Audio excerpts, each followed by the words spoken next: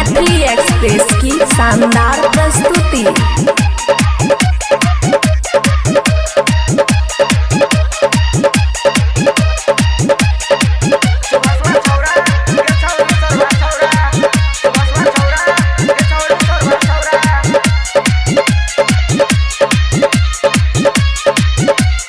खुशी recording studio बलुआहा।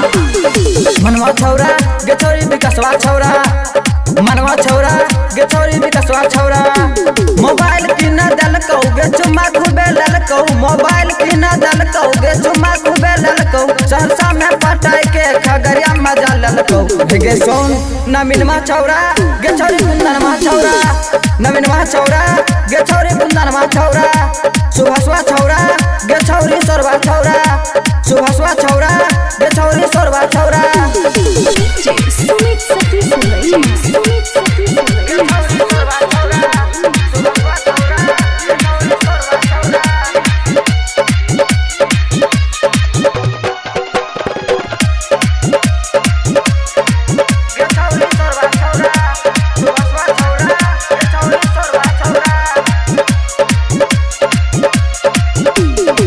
पूरे खगड़िया में मचल छिको हाला, छौरा इंदलवा संगे खेले कवन खेला।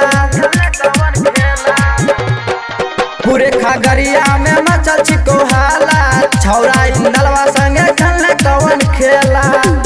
इंजोरिया में देखल कौ अनहरिया मजा ललकौ, इंजोरिया में देखल कौ अनहरिया मजा ललकौ। सहरसा में पटाई के खगड़िया मजा ललकौ।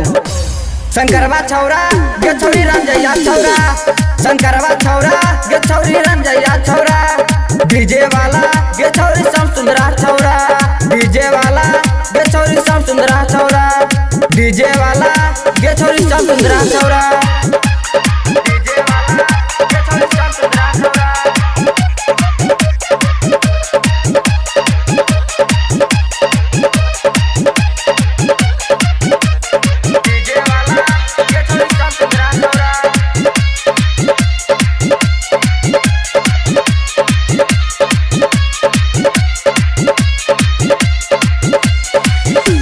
तोरा बारे में सब जानै छौ बूची, छौरी गे चाही तू माल खुरा लूची। तोरा बारे में सब जानै छौ बूची, छौरी गे चाही तू माल खुरा लूची।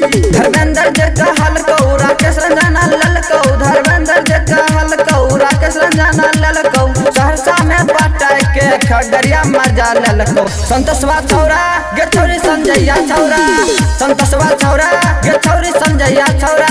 छटवा छौरा गे छोरी